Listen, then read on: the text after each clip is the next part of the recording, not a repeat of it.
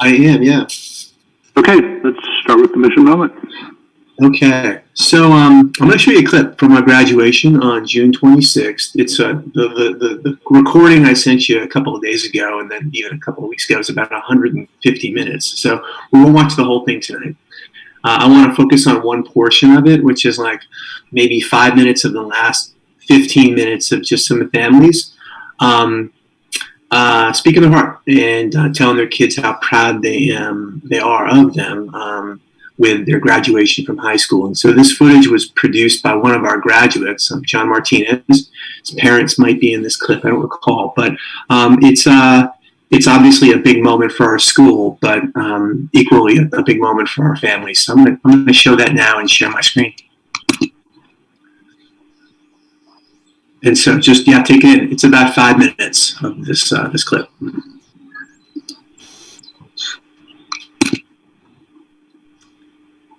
Share screen. Yeah, let's watch this. Share. And let's go back to full screen. Does that work? It may not. If not, we'll just watch it like this. You'll be able to hear it. And so here we go.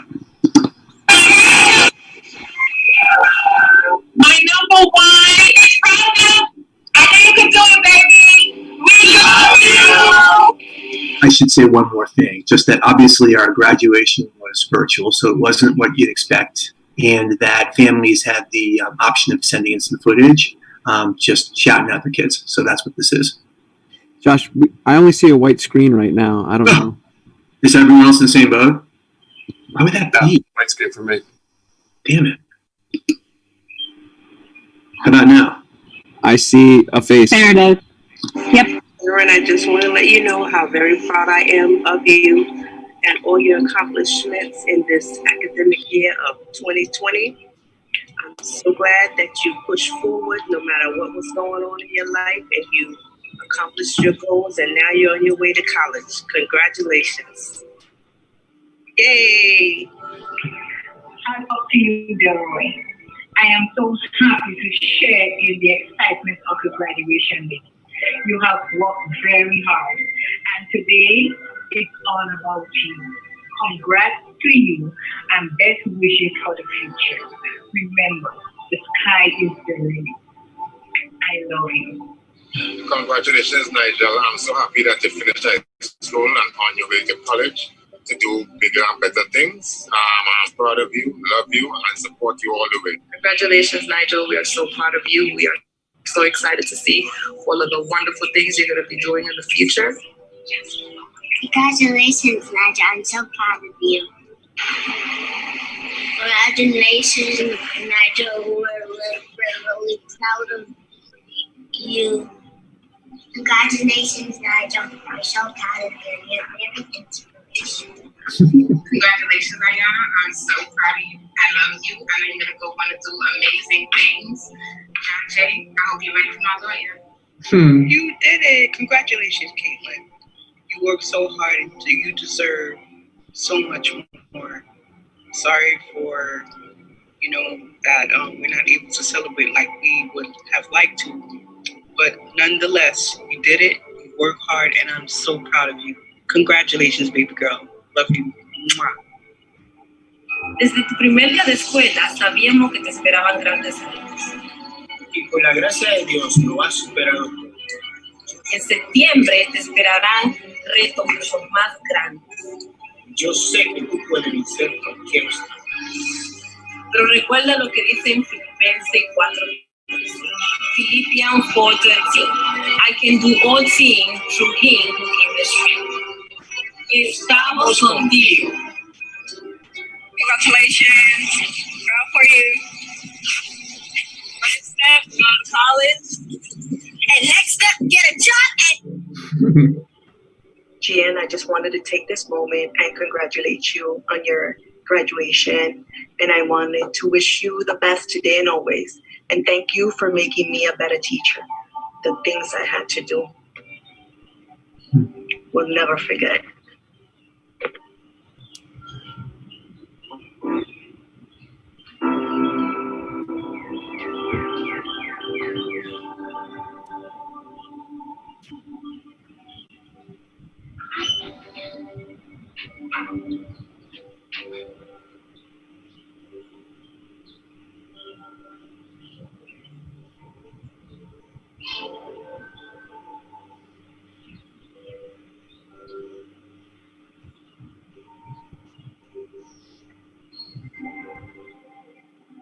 I want to say congratulations to my daughter, Shanti Figueroa. This is so emotional right now. Mamas, I want to say you did a great job. You did it. The sky is the limit. Keep going. I love you. Give a huge congratulations to my son, Sincere Kenneth Cleet, for achieving an incredible milestone that many young men do not get a chance to achieve. Congratulations. Love you, man. Congratulations, Tyrese. I just wanted to hop on and tell you how proud we are of you. You did it. You have completed high school. Off to college you go. We love you and congratulations from all the family. Congratulations, class of 2020, to my niece, Tishara Wood. The day you worked so very hard for has arrived, your graduation day. I am so proud of you and all that you have accomplished over the 4 years. I am excited to see what the future have for you. Proud Auntie Susan. Congratulations, Valerie. Well, first of all, congrats on doing working so hard for this. Go on to your next part of your life, college. Just keep up the work. Congratulations, Valerie. You earned your first prize. What? Congratulations, Valerie. I'm so proud of you and keep on doing what you do. Baby, I have no words but to say that I'm very proud of you. Keep up the good work, my love. I love you. Say? Congratulations, Valerie. Congrats, Valerie. I don't know what to say. Just congrats going to college. I don't know. My daughter, I am so proud of you. I am amazingly proud of you. You have done so well through your high school year, and I cannot wait to see what starts on you on your college life. We love you, and keep up the good work, baby. So proud of you.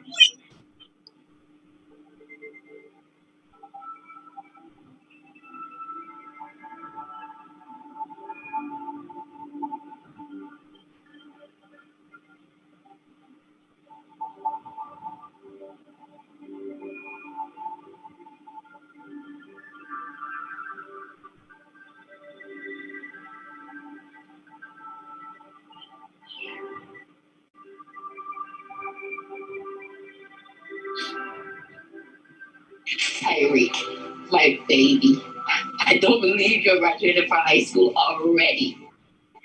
We are so proud of you. We love you. You are our star.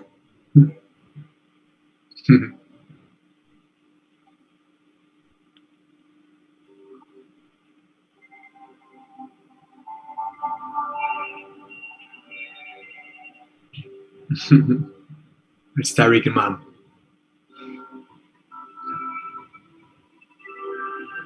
Graduation, Radisha. Happy graduation to you. Happy graduation to you. Happy graduation to you, Radisha. Happy graduation to you. Yay! From parents, family, we love you so much. Congratulations, Ade.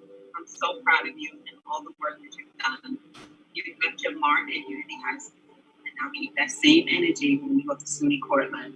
You have a whole team cheering you on. We love you and we wish you the best on your new journey. Don't party too hard. Love you, Mom.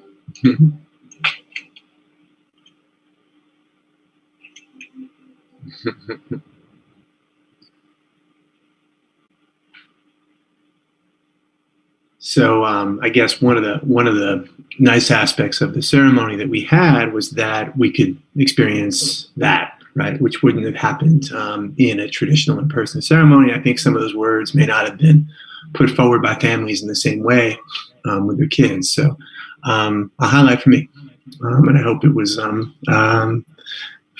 for you to see too.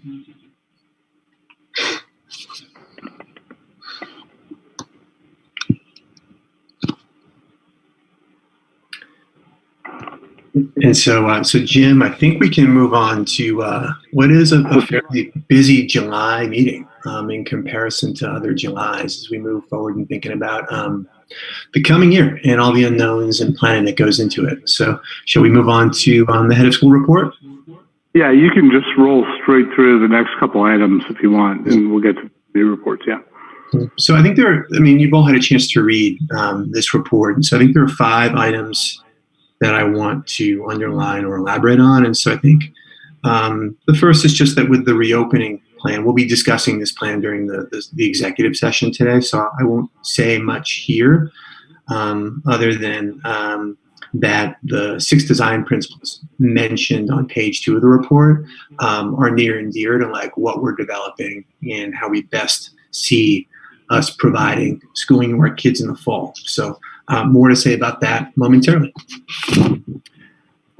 Secondly, with regard to college matriculation, obviously this is a challenging year to be going off to college, and so I think the work we're doing now, given some of the unknowns with accommodations and other unknowns, like that brings about a sense of additional anxiety to something which is already stressful for many of our kids. And so I think with that, much of our support over the past month and over the coming month is around helping kids and families negotiate some of these unknowns and making sure that like they're fully informed about changes going on, are maneuvering through them. We've got an alumni success counselor in play. We've doubled down in having our director of advising and our director of college and careers readiness taking part in communication with families on the daily. And so a lot of that is happening now so that kids are feeling like, given the unknowns, they're still motivated, still engaged, still fired up, and making the right decisions along the way. So it's an interesting year for colleges too. So that's the latest. We feel good about where things are right now, but keeping an especially close eye on our supportive kids with this first cohort going on to college. I guess also the other thing I'll just mention is we talked about a gap year during the SLC call and kids who are perhaps considering such a year, given some schools are going remote and kids feeling as if they're not sure they want to take part in that experience. There's only one case of that now, and it's not yet confirmed. It's still in play. So we don't have many of our kids right now sort of looking at that as an option, but it's something that we're helping kids make sense of as a part of their decision process. So that's the latest on college matriculation. Are there any questions there?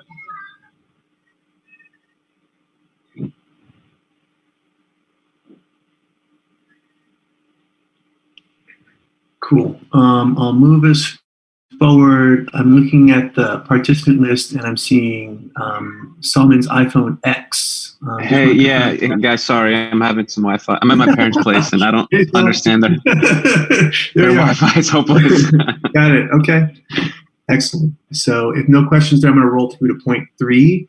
And that is just the update with our co-principal teaching and learning at the high school. And so what I'll say here is, obviously this was a surprise and a setback for us. This happened in mid-June regarding the incoming co-principal mentioning some of the concerns she was having at home with her family and this transition not seemingly being able to happen. And so after some careful planning and some deep breaths, I feel fortunate that we've devised a contingency plan that I think is a good one given the circumstances. And so Melissa Duffney, who has served as our lead instructional coach at our high school, our history chair, and our manager of AP, Advanced Placement, she knows our high school intimately. She's been leading our ILT alongside Chelsea. She's worked closely with Chelsea over the past 2 years and is obviously deeply invested in our students' success and future. She'll assume the role this coming year of acting co-principal of teaching and learning. As I did with Chelsea, I'm working closely with Melissa, and I'm committed to her growth and success in this role. Originally, she was going to be moving on to a director of curriculum role, grades 6 through 12. And so we'll put that on pause. That'll be something that we then continue with next year. And so if there's a downside to things at this point in time, it's that we're putting that on pause rather than moving forward at this point in time. But I think there are some things that we're doing to advance curriculum in a way that we haven't done in the past now that we've experienced a full grade level experiencing 612. And there's been a whole lot of additional communication this year, partly because of the pandemic, across sites and sharing best practices. And so that includes curriculum. So I do feel as if some advancements will take place with curriculum in the coming year, despite this change. So are there questions there?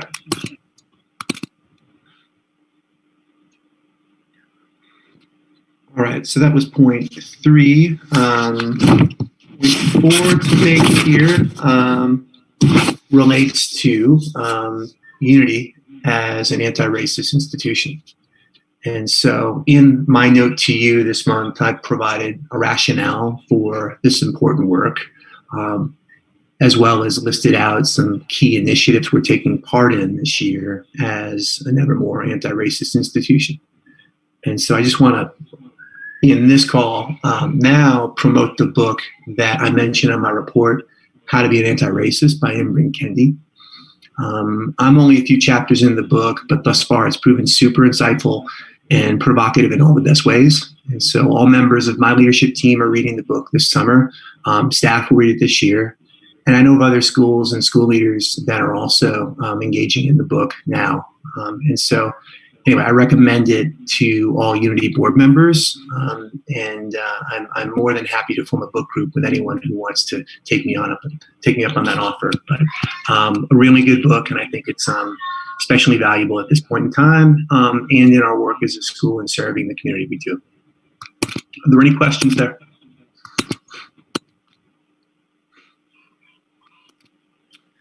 Cool. Finally, moving on to the last page of miscellaneous updates, as my son Simon screams in the background. Yeah, Charles, so just one thing on the point before. I know we've been wanting to diversify the board more, and I know it's not always easy finding people who we think are missing. I just thought about church leaders in the area. Is that, I guess, do you think that is fruitful? If so, how do you think we'd go about it? No, I think certainly leaders in our community are super important and valuable to the work we do. So in terms of how, I think it happens to our own families, where many of our families and staff are church going in Bed-Stuy, in Williamsburg, and so it probably starts there. I have a call Thursday afternoon with a pretty active leader in the Bed-Stuy community who is entrepreneurial, has done stuff with schools, has a kid who's completed school in Bed-Stuy. And so I'm hoping that he has an interest in perhaps being a part of the governing board of a school. We'll see. But I see promise in him. And there's one other former parent who I am in touch with. Before the pandemic, we were going to have lunch, and it didn't happen in March, so we doubled back. But there are at least 2 people right now, 2 men of color, who I think would bring a lot to our board in terms of their experiences, their ideas, their familiarity with Bed-Stuy and the community. And so I think this has got to be a priority for us as a governing board in the coming year. We're smaller than we have been, and I think we're arguably less diverse than we have been in the past too at this juncture in time. And so, it's a priority for me. Maybe we want to sort of adopt some sort of a formal goal and timeline. I don't want to sideline this meeting, because I know we've got a lot to think about, but maybe why don't we put that on the DFC's agenda for next month? Yeah, it's actively on the ECPC's agenda pretty much each month. So I guess one thing we could do is, if anyone ever wants to take part in one of those monthly meetings, it's one of the 3 goals we have as an ECPC. We had that goal last year. things got a little tricky in the spring with not being in person with people as much, but it's actively on that committee's agenda as a priority. Okay, great. Sal, would you add anything there with regard to discussions we had as a committee last week? Oh, I think you're muted. Sorry, yeah, I mean, I think you're right, everything that you said. I mean, early on last year, we were slow, I think, in the fall, but it was on our radar. And then we kind of sped things up, into winter, starting into the second semester. But like you said, things kind of curtailed due to Corona and everything.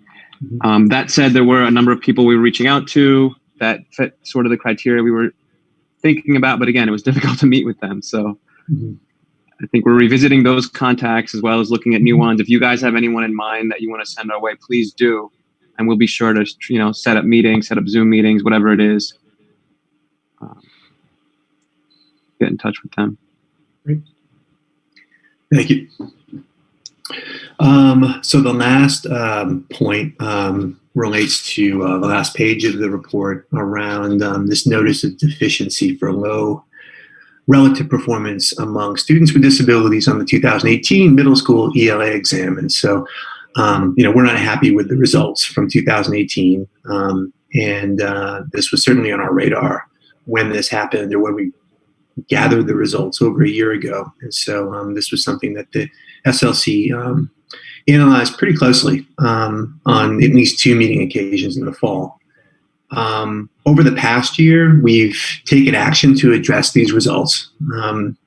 And I think as of February, our mock exam scores at least indicated that the actions we were taking were paying off. And so I've listed out some of those results in the report.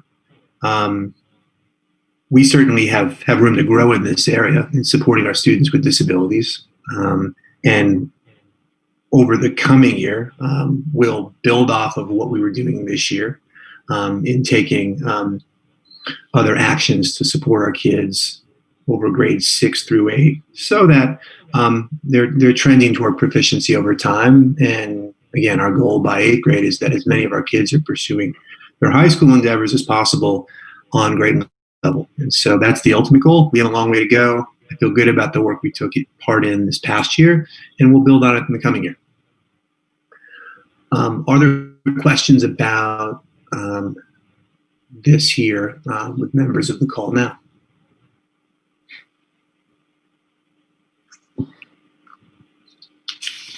Cool. So those were the 5 points I wanted to highlight with the July report. So back to you, Jim. Yeah, let's just move to the dashboard. Cool. So with the dashboard, if you have that in front of you, you'll note that what I did is I went through, and I do this once a year. We do this in July. Went through each of the metrics, went through each of the tables, and assessed the set of key metrics for each of these key components of our school, and assessed whether we met these metrics, partially met them, or did not meet them. And I color-coded the text boxes, green, yellow, or red, according to that analysis. And so what I'd like to do is quickly go through that. Again, we only do this once a year, so I'll do this briefly, so bear with me. But I think it's worth taking these 5 minutes to look at, all right, where did things stand with regard to some of these operational aspects of the school over the course of the year. So I'll do so now. So with Table 1 and student enrollment, we didn't meet our target enrollment, so our target enrollment numbers overall, but we did meet our budget enrollment for the year, which was an improvement over the prior year. And so it's yellow, it's partially met in my mind. And those target enrollments are steady for the coming year. And by the way, pause me at any point in time if you want to talk through these findings or have clarifying questions. So Table 2 on student demographics, that's green because demographically we serve a student population that is representative, or that I think in comparison to our district of location serves students of greater needs when looking at students with disabilities, students who are economically disadvantaged, et cetera. So that's in the green. that was something that our authorizer noted on a call this past month when we were talking about this notice of deficiency on ELA with students with disabilities, and like this is perhaps one of the strongest points of the school, like who we serve. So in the green. Can I on that? Yeah, go ahead. I guess I'm just wondering, like, should one of our goals be to have more diversity or have a more similar composition relative to CSD 13? Like we're relatively concentrated between Black and Latino students. Mm-hmm. And I think we're sort of like a little bit of a borderline between CSD 13 and 16, but I'm noticing that 13 is actually more diverse than I thought. More heterogeneous, I should say. It's an interesting district in that we're a community school, so we serve essentially a majority of our kids are coming within a mile of our school, and we're at the far east side of the district, which is Bed-Stuy versus Clinton Hill versus Fort Greene versus downtown Brooklyn, and so the demographics are quite varied across each of those communities. And so I think our demographics represent the community that we most nearby serve. And so that's what the differences are. And so as a middle school, most middle schools are community schools. And so I don't know if I think that's where we are right now in terms of like students show interest in our school, families show interest. We are honored to serve. So sort of despite whatever the larger district looks like, you think this is representative of like a 1 mile radius of who lives? Yeah, I do. Okay. Yeah. So moving on to table 3, student attrition, I'll just say we met that goal. Like 6.3% of our students are trading over the course of the year. Table 4 with finance. So generally speaking, we met those goals across the board. And so you'll see the targets in column 2. And then where we are this month, days of cash, those vary every month, but we've been over 60 for most of the year, which was our target for this year. Table 5, student attendance, we were a percentage point off at 92 versus 93. This does include remote learning, where our attendance was relatively strong. Suspension, this is the one area in pink where we didn't meet this goal. High school suspensions were higher than our minimum target. Middle school was within range, but we also didn't have any suspensions take place from March on forward with the pandemic. So these numbers are not satisfactory in my mind. They're not acceptable. And so I think there's work to do. We talked about this before, but I think from my mind, the proactive supports is where we need to do better. We are working with a group called Remapo now in support of looking at our policies and looking at our sort of skill sets in minimizing occurrences that perhaps are more significant and would then result in a suspension. And so I'm pleased by that. There's another group called Metro Tech that we're also working with. So that will continue this year, and we do believe that as a result of that work, we will see these numbers decrease. But this to me is a sore spot looking at this dashboard overall. With student recruitment, that's ongoing, so I won't mention that. It's not something that is a snapshot in time, and it's not something we closed out on. So that's table 7. With table 8 with staff retention, those goals were also met. And so both at the staff level and teacher level, we've got high retention this year. There's been no change over the past 2 months in those who are returning. Table 9 looks at staff recruitment, and see that's also ongoing, but we've got 4 positions at the high school open right now, 2 that are operational and 2 that are academic, a history teacher and PE teacher. We're interviewing at least 3 candidates for both and have 1 promising history candidate in mind right now. With Table 10 and Board of Trustees participation partially met. So with regard to quorum, we've had really strong attendance in quorum throughout the year and so that goal was met. With regard to a few distinct events over the year in participation, attendance wasn't what we had targeted. So overall, partially met with regard to Board of Trustees participation. With development also partially met. I'm looking at table 11, sorry. So overall raise met with over $600,000 raised this year. Not met was number of donors. We had 22 donors committing that $600,000. We had a goal of 150. Obviously, we didn't have a spring event, which was something we were banking on would bring in more interest. And so some of this was outside of our control in the spring. With table 12 and family participation, not met, but off by 2 percentage points. And a big reason for that is because we didn't hold high school roundtables due to the pandemic and remote learning. Had we held those roundtables, participation would have been strong. It's required, and that goal would have been met. With student participation in extracurricular activities, table 13, our target was 40% of our kids taking part in sports or athletics or clubs after school in any season. And so excluding the spring where we didn't have athletics and after school programming, that goal was met. And then finally, table 14 with SPED compliance, those goals met for IEPs being up to date, services being fully met or partially met over the year. So overall, most of these in green, a few in yellow that were close with some context, and then one in red. And that gives you a sense of where we are as we close out 2019-20. Are there questions there?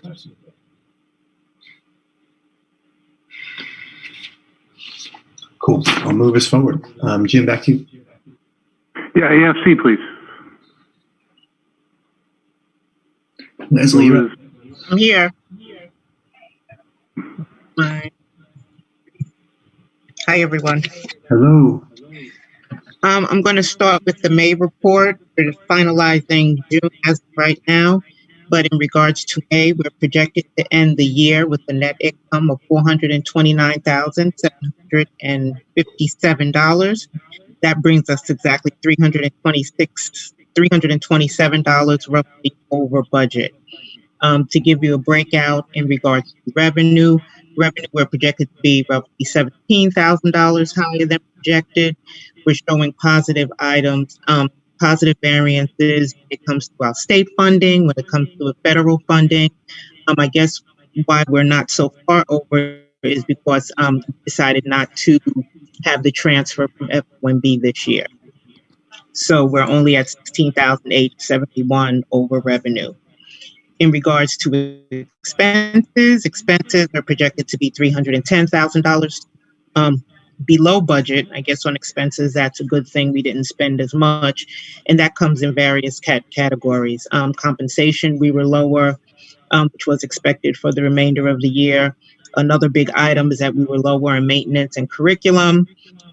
We will also lower slightly when it comes to professional services, and at one point we were indicating that we were going to be significantly over budget, and we were not.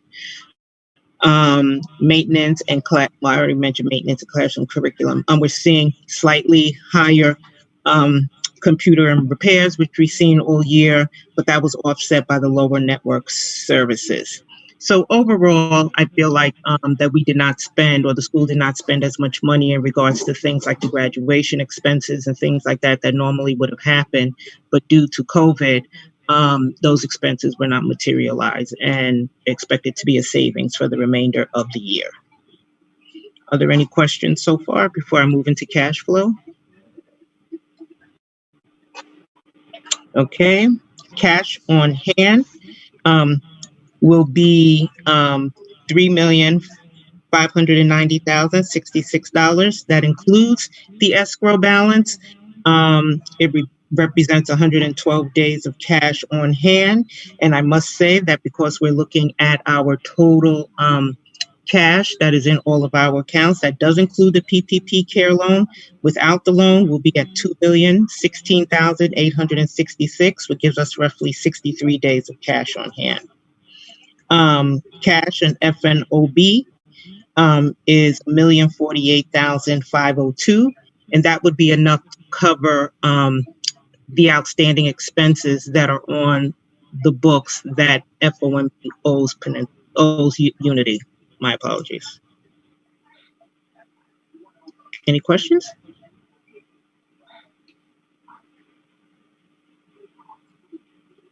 Okay, with next month's report will be a preliminary end of year report.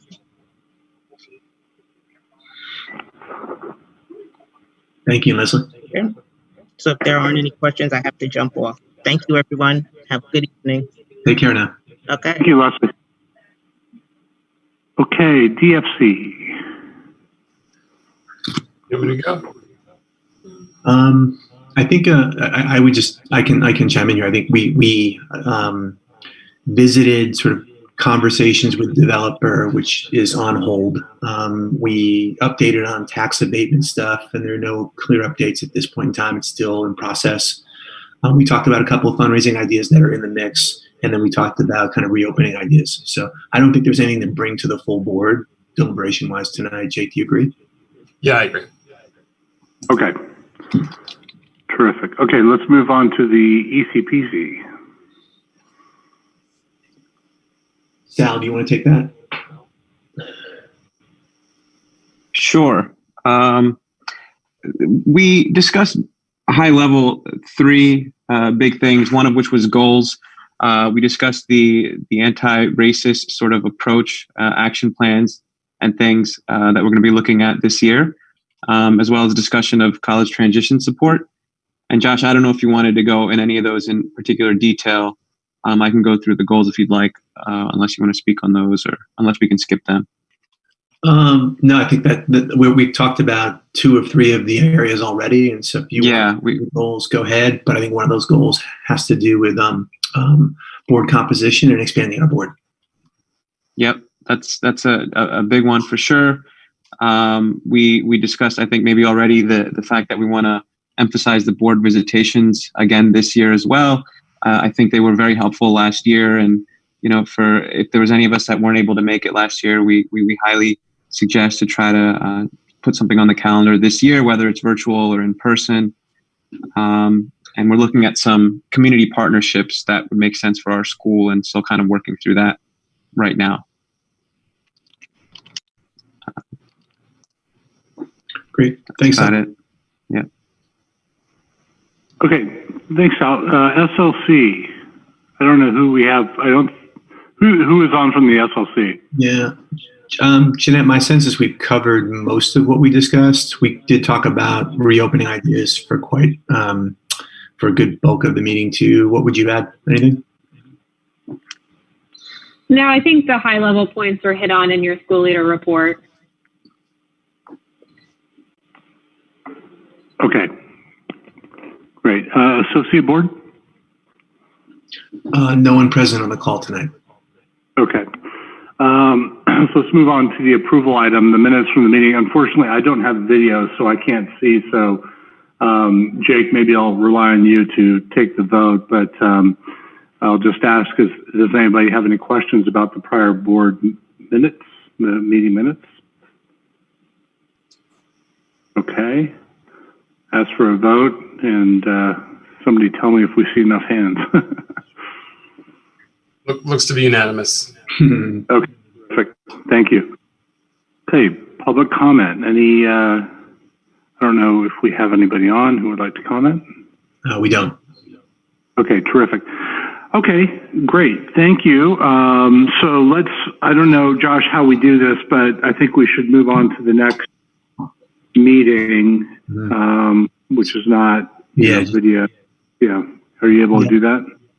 Yeah. So Chris, if you're on, we're now going to go into executive session. And let me just get a confirmation from Chris. He wrote, sounds good, ending the live stream. Yeah. Cool. And so we're now offline. This is